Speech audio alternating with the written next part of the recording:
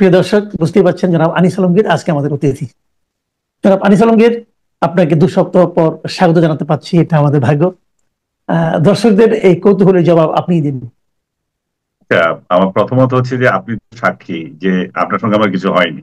আমি এই ধরনের অভিযোগ পেতে পেতে মানে অস্থির হয়ে গেছি যে আপনি মাসুদ কামালের সাথে আপনার কি হয়েছে, কেন যাচ্ছেন না।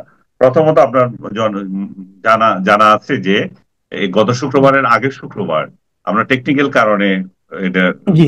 রেকর্ডটা করতে পারিনি আমাদের সময় অনুযায়ী। হুম। ওয়াইফাই গন্ডগোল ছিল, কার যখন ওয়াইফাই আসছে তখন আমি বাসার বাইরে ছিলাম, হয়নি। আর গত সপ্তাহে আমি সত্যিকার অর্থে বিরক্ত ছিলাম।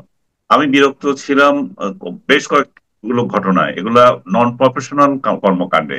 যে যেখানে কথা বলি সেই কথাগুলোকে আগা পাছা কাইটা কিরকম জানি একটা বানিয়ে, মানে এটা মানে বিদ্বেষমূলক একটা হেডলাইন দিয়ে ইউটিউবে ছেড়ে দিচ্ছে কিছু লোক। এমনকি আমি নিজে অন্যের একটা উদ্ধৃতি দিয়েছি, সেই উদ্ধৃতি যার উদ্ধৃতি দিয়েছি তার নাম কেটে দিয়ে আমার নামে চালিয়ে দিছে। এবং এটা হচ্ছে নন প্রফেশনাল কিছু কর্মকাণ্ড কিছু লোক করেছে। এবং সেগুলোকে আবার কিছু, আপনি জানেন যে দেশের বাইরে অবস্থানরত এই যে পলাতক ইউটিউবাররা এগুলোকে আবার খুব কাজে লাগায়। তারা এগুলাকে নিয়ে এমন সব মানে প্রপাগান্ডা চালালো যে আমার বিরক্ত লাগছে যে মানে শিক্ষিত লোকজন, একটা অশিক্ষিত আছে সে কি করে না করে এটা পাত্তা দিই না, এর মধ্যে একটা শিক্ষিত আছে, সে কি করে এত নিচে নামতে পারে। যে আমার আমার মেজাজটা তখন খারাপ হয়েছিল যে এই সোশ্যাল মিডিয়ায় বা এই যে ইউটিউবে বা ইয়েতে আমার আমার থাকা এত জরুরি কেন। কিন্তু আমাকে আবার অন্য লোক খুব ইয়ে দিচ্ছে যে দেখো দুই ধরনের সমস্যা। একটা হচ্ছে যে আমি কথা বলবো না, কথা বললে যত এত যন্ত্রণা হয়। আমি আমার লাইফটা ভাই যেভাবে এনজয় করছি আল্লাহ রহমতে, আমি সেভাবে এনজয় করতে চাই। কিন্তু আরেক পক্ষ হচ্ছে যে আমি ভয়ে কথা বলছি না। হ্যাঁ, আমার এটা কি ভয় দেখাইছে, মানে কি আপনি ভয় পেয়ে গেছেন, ইউনুসের ভয়ে আপনি গর্তে ঢুকে গেলেন, এই জাতীয় কথাবার্তা। মানে এইদিকে যাব না ওইদিকে যাব। একটা হচ্ছে যে বিরক্তি এড়াতে চাচ্ছি, আর একটা হচ্ছে যে এগুলো আরেক পদ্ধতি উস্কানিমূলক। এই হুম। উস্কানিমূলক যারা তারা দুই দলে কিন্তু রাজনৈতিক দলের একটা অন্ধ ভক্ত বলবো আমি। এই অন্ধ ভক্তরা ইন্ডিপেন্ডেন্ট জার্নালিস্ট সহ্য করতে পারে না।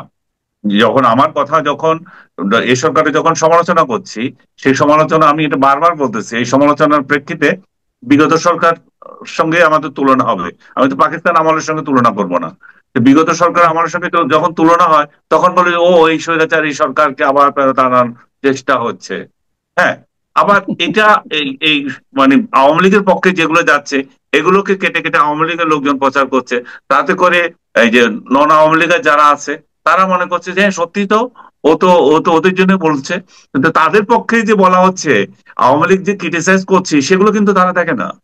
এই এই দুই পক্ষ এইভাবে করে মানুষকে হেয় করার চেষ্টা করছে। এবং আমি এই সোশ্যাল মিডিয়ার অশিক্ষিত লোকজন যারা আছে তারা না হয় এগুলো বুঝে না, কিন্তু শিক্ষিত লোকজন যখন এগুলো নিয়ে মানে আক্রমণ করে তখন মেজাজ খারাপ হয়, তখন বলে যে ঠিক আছে যাবো না। কিন্তু ওই যন্ত্রণার জন্য আবার কথা বলতে হয় যে জি। আহ ভয় পেয়েছি। হ্যাঁ, কিংবা ওকে ও ও ভয় পেয়েছে। দুই পক্ষেই বলতেছে, আমাদের ওরা বলছে আমাদের ভয়, ওরা বলছে আমার এই ইউনূস সরকারের ভয়। বাস্তব অর্থে আমি আপনাকে এটা আগে বহুবার বলেছি, আমাকে সরকার পক্ষ থেকে কখনো বলে নাই যে তুমি এই বলো না সেই বলো না, কোনোদিন জি। কিছু বলে নাই। কারণ আমরা তো সাংবাদিক, আমরা তো ইউটিউবার না, আমরা তো ভিউ ব্যবসায়ী না। আমরা আমাদের সাংবাদিকতা করি, আমরা মতামত দিই। ওইখানে আরেকটা কথা, এই মতামতকেও বিকৃত করা হচ্ছে। মতামত হুম। আপনি বলছেন একটা, যে এই ধরনের বিষয় আমি একটু ক্লিয়ারই করে বলি। ডক্টর ইউনূসের আপনার সাথেও বারবার বলেছি যে প্রতিক্রিয়া, উনি যে যে যে সরকার এই সরকারের আমলে আমরা যে ধরনের প্রতিহিংসামূলক কিছু কর্মকাণ্ড দেখছি সেগুলোর প্রতিক্রিয়া আগামী সরকার করবে। এখন করবে যেটা বলেছি সেটাকে আমাকে বলতেছে যে আমি করতে বলেছি। হ্যাঁ, এই প্রপাগান্ডা হচ্ছে ঠিক এরকম। এবং এগুলো হচ্ছে যে গুজব পত্রিকা, জামাতের পত্রিকা বলবো কিনা এটাকে, আরেকটা গুজব পত্রিকা আছে, সেও এগুলো নিয়ে রিপোর্ট করে মানে মানসিক অশান্তি তৈরি করার ব্যবস্থা করেছিল। কিন্তু ওরা জানে না যে আমি মানসিকভাবে এত দুর্বল না যে এগুলোকে নিয়ে এত মানে অস্থির হয়ে যাব আমি। আমার মানসিক অবস্থা যদি এত দুর্বল হতো তাহলে আমি 51 দিন আমার হোটেলে, প্যালেস্টাইন হোটেলে যখন আমি যুদ্ধ কাভার করছি, আমার চারপাশে বোমা পড়ছে, আমার হোটেলে বোমা পড়ে 2 জন মারা গেল, তো সেখানে তো আমি বেঁচে আসতে পারতাম না। আমার মানসিক অবস্থা যদি এতই খারাপ হতো, তালেবানদের হাতে বন্দী হওয়ার পর সেখান থেকে আমি ফেরত আসতে পারতাম না। যাই হোক, একটা নিজের কথা আর নাই বা বললাম। এগুলোকে পাত্তা দেওয়া, আপনিও বলেন যে এগুলোকে পাত্তা দেওয়ার কিছু নাই। এগুলার এই ভিউ ব্যবসায়ীদের আরেকটা যন্ত্রণা হয়েছে, তাদের ব্যবসা কমে যাচ্ছে। সাধারণ মানুষ অনেকে বুঝে গেছে যে এরা বাংলাদেশকে অস্থিতিশীল করতে চায়। এরা রাইট। ডক্টর ইউনূসকে গালি দেয়, এরা সেনা প্রধানকে গালি দেয়, এরা সরকার প্রধানকে গালি দেয়, রাজনৈতিক দলের নেতাদেরকে গালি দেয়।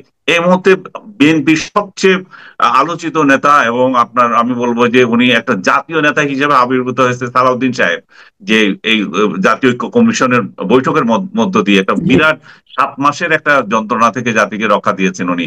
উনাকে আক্রমণ করেছে কতবার, কতভাবে। এরা তারেক জিয়াকে গালি দিয়েছে। এরা জুলাইয়ের বিরুদ্ধে কথা বলেছে, বলেছে জুলাই নাকি শেখ হাসিনার ষড়যন্ত্র, এবং শেখ হাসিনা ডাইভার্ট করার জন্য এটা করছে। আর এরা এখন আমাদেরকে জুলাই সবক দিচ্ছে, এরা জুলাই বিপ্লবী হয়ে গেছে এবং আমরা জুলাই বিরোধী হয়ে গেছি। আপনি খুব ভালো করে জানেন, জুলাইয়ের পক্ষে আমিও কথা বলেছি, আপনিও কথা বলেছেন। কিন্তু কথা বলা মানে কি, আমি তো সাংবাদিক, আমি কি রাস্তায় গিয়ে রাইট। ঢিলাঢিলি করবো? ওইটা তো আমার দায়িত্ব না। এটাই তো সমস্যা। মানে জার্নালিস্ট এবং অ্যাক্টিভিস্ট এর মধ্যে যে পার্থক্যটা, এই হুম। পার্থক্যটা তারা অনেক সময় অনুধাবন করতে পারে না, এবং ওটা নিয়ে নানা আর যারা বলার না তারা বলবি, এটা নিয়ে মনে করার কিছু নেই। আর আমরা যে কথাগুলি বলি আমাদের বলার তো একটা কারণও আছে, তাই না? আমরা আমাদের কিছু চিন্তা আছে, কিছু চিন্তা হলে মানুষকে আমরা ইনফর্ম করতে চাই। যাই হোক, না, শেষ এই পর্যন্ত ক্ষেত্রে আপনি এই যে ক্ষেত্রে এই এই ক্ষেত্রে আপনি দেখেন, আমাকে, আপনাকে, আব্দুল তুষারকে সম্মিলিত জি ভাবে আক্রমণ করে। কারণ ওদের জি এই আমাদের বক্তব্যে পাল্টা বক্তব্য দেওয়ার হয়তো তাদের যোগ্যতা নাই। আমি হুম আমি হুম হুম বলবো যে যোগ্যতা আছে, কিন্তু তারা অপব্যবহার করছে। আমি আরো একদিন বলেছি, তোমাদের কিছু ফলোয়ার আছে, তাদেরকে একটু ভালো কিছু শিখাও বাবা। তাদেরকে কেন অসভ্যতা শিখাচ্ছ? তোমরা তো ভালো কিছু করতে পারো। দুনিয়া ব্যাপী যত জনপ্রিয় ইউটিউবার আছে, তারা তাদের ফলোয়ারদের ভালো কিছু শিখায়, ভালো পথে উদ্বুদ্ধ করে। আর তোমরা উদ্বুদ্ধ করছো অমুকের বাড়ি ভাঙো, তো অমুকের মারো, অমুক কেন কথা বলে, তার বাড়িতে হামলা করো। এগুলো কি কোনো সভ্য সমাজ সহ্য করবে? এবং জুলাই অভ্যুত্থান কেন ব্যর্থ হলো, ইউনূস সাহেব কেন ব্যর্থ হলো, এখন এই সমস্ত গাল গল্প করছে। ইউনূস সাহেব তো আপনাদের জন্য ব্যর্থ হয়েছে এবারে ভাই। আপনারা তো বিপ্লবকে নানা অন্য খাতে প্রবাহিত করেছেন। ইউনূস সাহেব যদি হুম। ব্যর্থ হয়, তাহলে এই ব্যর্থতার সিংহভাগ তো আপনারা নেবেন। কারণ ইউনূস সাহেবের বিরুদ্ধে প্রথম অভিযোগ মব কালচার, এবং এই মবের জনক তো আপনারা, ইউনূস সাহেব না। আপনারাই তো রাইট। এগুলো শুরু করে দিয়েছেন, ইউনূস সাহেবের ঘাড়ে দিয়েছেন এটা। ইউনূস সাহেব এটা দায়ী হয়েছেন যে উনি এটার ব্যবস্থা নিতে পারেননি। তা আপনারা যদি দেশের মধ্যে এরকম বিশৃঙ্খল পরিস্থিতি তৈরি করাতে সহায়তা করেন, স্বয়ং ইউনূসকে গালি দেন, বলেন হটাও ইউনূস, তো উনি কি করবেন? উনি তো অসভ্যের দের জবাব দিতে পারেন না। ওনার যেটুকু করা উচিত ছিল সেটা হচ্ছে পৃথিবীর অন্যান্য দেশে এই সমস্ত উস্কানিমূলক ইউটিউবার যারা আছে তাদের চ্যানেল ব্যান করে দেওয়া। কিন্তু বাংলাদেশ সরকার বড় উদার, তারা করে না। বাংলাদেশ সরকার বড় উদার, এখানে মত প্রকাশের যা ইচ্ছা তা বলতে পারছে এখন। এবং যা ইচ্ছা বলতে পারছে বলতে সরকারের আহ, বিরুদ্ধে নয়, মানে কর্তৃপক্ষকে যা ইচ্ছা যেভাবে ইচ্ছা লেভেল দিতে পারছে। যারা সরকারের বিরোধিতা করে তাদেরকে যা ইচ্ছা তা করতে পারছে, তাদের মত প্রকাশকে বাধাগ্রস্ত করছে। যারা মত প্রকাশের জন্য মায়া কান্না করেছিল শেখ হাসিনার আমলে, তারাই এখন মত প্রকাশের সবচেয়ে বড় বাধা হয়ে দাঁড়িয়েছে, তারাই কণ্ঠরোধ করতে চাচ্ছে। জি। আচ্ছা, আমরা একটু মানে রিসেন্ট পয়েন্ট আসি, বিভিন্ন ইস্যুতে আসি। আজকে আপনি লক্ষ্য করেছেন, আজকে মানে গতকালকে লক্ষ্য করেছেন যে হুম। হিউম্যান রাইটস ওয়াচ তারা একটা হ্যাঁ। প্রতিবেদন প্রকাশ করেছে, এবং সেই প্রতিবেদনে এই সন্ত্রাস বিরোধী আইনকে এই সরকার যেভাবে রাজনৈতিক দমন পীড়নে ব্যবহার করছে, রাজনৈতিক মত প্রকাশের ক্ষেত্রে বাধা হুম। হিসেবে ব্যবহার করছে, সেটা নিয়ে তারা কিন্তু অনেকগুলো কথা বলেছে। এবং পাশাপাশি তারা এটাও বলেছে যে সরকারের এখন উচিত হবে এগুলো না করে বরং কিভাবে একটা শান্তিপূর্ণ এবং ইনক্লুসিভ, মানে অংশীদারিত্বমূলক একটা নির্বাচন করা যায় সেদিকে নজর দেওয়া। আপনি, আমার ধারণা আপনি এই রিপোর্টটা পড়েছেন। এই রিপোর্টটার ব্যাপারে আপনি মনে করেন, আগে আমরা দেখতাম এই ধরনের রিপোর্ট যখন আসতো তখন আওয়ামী লীগ সরকার, কিন্তু আওয়ামী লীগের সরকারের কিছু লোক ছিল, হাসান মাহমুদ, ওবায়দুল কাদের, তারা বলতো যে এইগুলি বিএনপি জামাতে টাকা খায় তারা বানাচ্ছে। এখন যখন এই সরকার এই ধরনের মতামত আসছে এবং ওই প্রতিষ্ঠানই করছে, তখন এটাকে আপনি আসলে কিভাবে দেখবেন? আমি সরি যে আমি ইনক্লুসিভ ইলেকশনের এই প্রসঙ্গটা আমি দেখি নাই। আমি দেখেছি আমি হিউম্যান রাইটস আমি কি আপনাকে ভায়োলেশন। আমি কি আপনাকে এটা একটু পড়ে শোনাবো একদম, মানে ওই একদম শেষ বাক্যটা উনি বলেছেন, কি আমি আপনাকে পড়ে শোনাই তাহলে আপনি বলেন। বুঝতে পারবেন। যে হিউম্যান রাইটস ওয়াচের এশিয়া অঞ্চলের উপপরিচালক মীনাক্ষী গাঙ্গুলি বলেন, বাংলাদেশ সরকারের সন্ত্রাস বিরোধী আইনের অপব্যবহার বন্ধ করা উচিত। আইনটি রাজনৈতিক দমন পীড়নের সমার্থক হয়ে উঠেছে এই আইনটা। না, এগুলো ঠিক আছে, আমি বলছি আচ্ছা, এর ইনক্লুসিভিটির পরিবর্তে লাইনটা। আমি শেষ করি, এর পরিবর্তে অন্তর্বর্তী সরকারের নিরাপদ ও অংশগ্রহণমূলক নির্বাচনের পরিবেশ তৈরিতে মনোযোগ দেওয়া উচিত। ভালো বলেছে। আমার ওই ওই লাইনটা আমার স্কিপ করে গেছে চোখ থেকে, কেন জানি না। আমি এই পুরোটাই পড়েছি, এবং তারা জাতিসংঘ মানবাধিকার কমিশনের এখানে যে অফিস আছে তাদেরকেও জি অ্যাক্ট করতে বলেছে। বলছে সরকার জি আমন্ত্রণ জানিয়ে এনেছে তাদেরকে, কিন্তু তারা কি অ্যাক্ট করছে, তাদেরকে অবিলম্বে এই ব্যাপারে পদক্ষেপ নিতে বলেছে। তারা জি বলেছে হাজার হাজার বিরোধী দলীয় কর্মীদেরকে 5 আগস্টের পর থেকে যে গ্রেপ্তার করা হচ্ছে, অনেকে বিনা বিচারে আটক করা হয়েছে, এবং তাদের প্রতি যে ধরনের নির্যাতন, সে নির্যাতনের প্রধান দুইটা বিষয় হচ্ছে যে কারাগারে তাদের সাথে মিসবিহেভ করা হচ্ছে, তাদের আইন যথাযথ পাচ্ছে না। দ্বিতীয়ত একটা হচ্ছে তাদেরকে যে ইন্টারগ্রেশনে, এটাকে কি জানি বলে না আপনার, 7 দিনের রিমান্ডে নেওয়া, তাদের বিরুদ্ধে অভিযোগ হচ্ছে তাদেরকে রিমান্ডে নিয়ে ইয়ে করছে, অত্যাচার করছে। তো জি সার্বিকভাবে এই জিনিসগুলো যেগুলো আসছে, এগুলো তো অসত্য যে পুরোপুরি আপনি বলতে পারবেন না, হয়তো কোথাও আপনার রাইট মনে হতে পারে এক্সাজারেশন আছে, কিন্তু এগুলো কোনোটাই অসত্য না। জি সরকার এবং এই আইনটাকে সংশোধন করেছে আওয়ামী লীগের লোকদেরকে কিভাবে এখানে দমন পীড়ন করা যায় সেই মন্তব্য তারা করেছে। এটা কিন্তু জি 2025 আইনটা যেটা ছিল, তারা বলছে যে শেখ হাসিনা যেই পথে হেঁটেছে সেই পথে এই সরকার কেন হাঁটবে। এটাই হুম হচ্ছে তাদের মূল রাইট মূল সুর।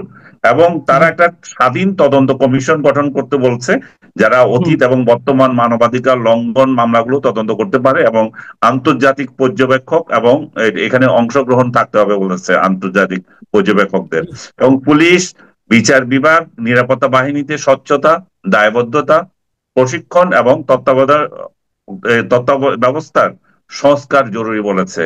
তারা এখানে আহ, তথ্যের অ্যাক্সেস চাচ্ছে, স্বাধীন মিডিয়া, নাগরিক সমাজের অংশগ্রহণ নিশ্চিত করতে বলেছে, আন্তর্জাতিক মনিটরিং এবং প্রযুক্তিগত সহযোগিতা গ্রহণ করা উচিত বলছে, যেন শাসন ব্যবস্থায় মানবাধিকার নীতি প্রতিষ্ঠিত হতে পারে। আরেকটা বিষয় আপনার মনে আছে যে মঞ্চ 71, যেটাকে আওয়ামী লীগ ব্র্যান্ডিং করে 16 জন ব্যক্তিকে গ্রেপ্তার করা হয়েছিল, সেই জি প্রসঙ্গটা খুব হাইলাইট করা হয়েছে। সেখানে বলা জি হচ্ছে যে পুলিশকে, একজন সাংবাদিক যে এখানে গ্রেপ্তার করা হয়েছিল, আহ আলম পান্না। মঞ্জুরুল পান্না, পান্না হুম পুলিশকে ডেকেছে। উল্টা পুলিশ তাকে রক্ষা করার পরিবর্তে ওদেরকেই গ্রেপ্তার করেছে। এবং পুলিশ এ পর্যন্ত এদের 16 জনকে, যারা জমায়েত করতে গিয়েছিল, যারা শান্তিপূর্ণ জমায়েত করেছে, যারা মত প্রকাশের অধিকার নিয়ে সেখানে গিয়েছিল, তাদেরকে তো জেলে রেখেছে সেই 28 আগস্ট থেকে। কিন্তু যারা এই কর্ম করেছে তারা ঘুরে বেড়াচ্ছে, তাদের বেলায় কোনো ব্যবস্থা নেয়নি। এর মধ্যে 80 বছর বয়স্ক একজন ব্যক্তি, সিদ্দিকী সাহেব, আর আপনার হাফিজের ইয়ের কথা বললো, হাফিজুর কার্জনের কথা কার্জন। বললো, হুম ঢাকা বিশ্ববিদ্যালয়ের আইন বিভাগের অধ্যাপক, এই সবগুলো মিলিয়ে আহ, এবং আহ, বললো যে এদের প্রতি, মানে এই আইনটা দিয়েও এটাতে বোঝা যাচ্ছে যে তারা এই আইনের আওতায় তাদেরকে ইয়ে করা হয়েছে। এগুলো একটা নির্যাতনের একটা বড় একটা সাইন হিসেবে তারা তুলে ধরেছে।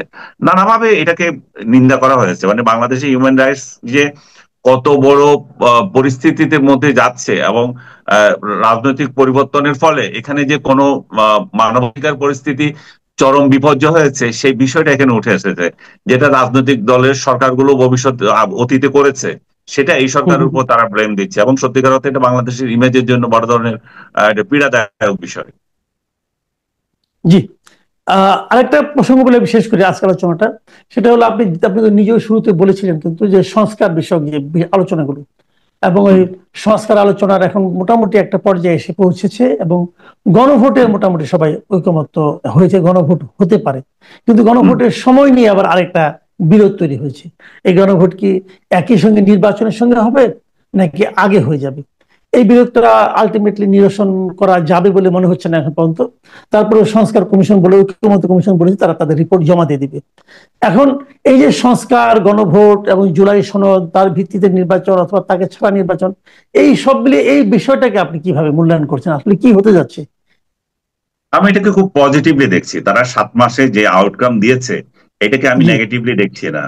আমি নেগেটিভলি দেখছি না এই জন্য, আপনি বলছেন যে তারা একমত হতে পারেনি, কিন্তু তারা একমত তো এটাতে হয়েছে যে বিএনপি চাচ্ছে এটা ভোটের দিন এই গণভোটটা হোক, আর জি। জামাত এবং এনসিপি আদার্স চাচ্ছে যে এটা ভোটের আগে হোক। তো কিন্তু তারা দুইজন যখন এক হতে পারেনি তখন তারা এটা সরকারের উপর ছেড়ে দিয়েছে যে তাহলে এবার সরকার ঠিক করুক। তো সরকার ঠিক করলে তো তারা বলে নাই যে সরকার ঠিক করলে আমরা মানবো না। তো এখন তাহলে হুম। বলটা সরকারের কোর্টে। সরকার কি ওই ইলেকশনের দিন দেবে না আগে দেবে? এখন আপনি বলতে পারেন যে সেটা আগে দিলে ভালো না ওই দিন দিলে ভালো। আমার মনে হয় আগে দিলে আরেকটা গ্যাঞ্জাম তৈরি হবে। কারণ আপনি এটা এটা এটা নিয়ে আপনিও একটা লেখা লিখেছেন, আমি দেখেছি যে জি। যদি এটা না ভোট দিতে তখন কি হবে। জি। তখন তো এই তালবাহানা রাইট। হবে, তাহলে জুলাই সনদ টিকলো না, তাহলে আমরা ভোটে যাব হুম। না।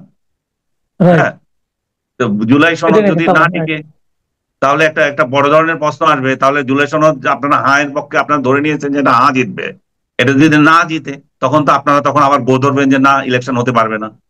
আর রাইট। ইলেকশনের সঙ্গে যখন হয়ে যায় তখন জনতার রায় যাচ্ছে এটা হ্যাঁ না হয়ে যাচ্ছে, অসুবিধা নাই তখন। এবং রাইট। এইটাও তো আবার আমরা ঐক্যমত্যে পৌঁছেছি যে সংসদের প্রথম অধিবেশন হবে এই সংক্রান্তই। তো তাহলে সেখানেও তো সুযোগ রয়ে গেছে।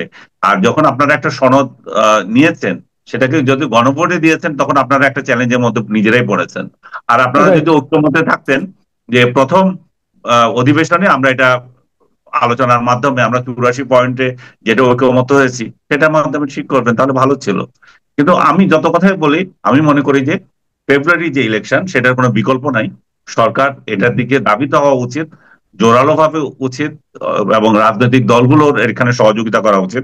এই 7 মাসের বৈঠকে যেটা হয়েছে, আমার মনে হচ্ছে তাদের মধ্যে যে অনিশ্চয়তা ছিল, মানুষের মধ্যে যে অনিশ্চয়তা ছিল ফেব্রুয়ারিতে ইলেকশন আদৌ হবে কিনা, আমার মনে হয় এই অনিশ্চয়তা একটু কেটেছে।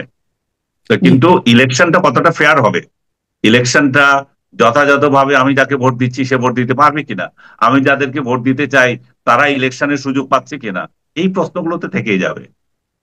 জি। অনেক ধন্যবাদ। অনেক ধন্যবাদ জনাব আনিস আলমগীর। প্রিয় দর্শক, আপনারা শুনলেন 2 সপ্তাহ মাঝখানে বিরতি হলেও শেষ পর্যন্ত আনিস আলমগীরকে আপনারা পেলেন, এবং এমন ভাবে পেলেন যে এতটুকু আপনারা আশান্বিত হতেই পারেন যে আগামী সপ্তাহ এবং তারপরের সপ্তাহ আমরা নিয়মিত ভাবে এরপর থেকে ওনার কণ্ঠ শুনতে পারবো, ওনার মতামত জানতে পারবো। আপনারা ভালো থাকবেন। এখন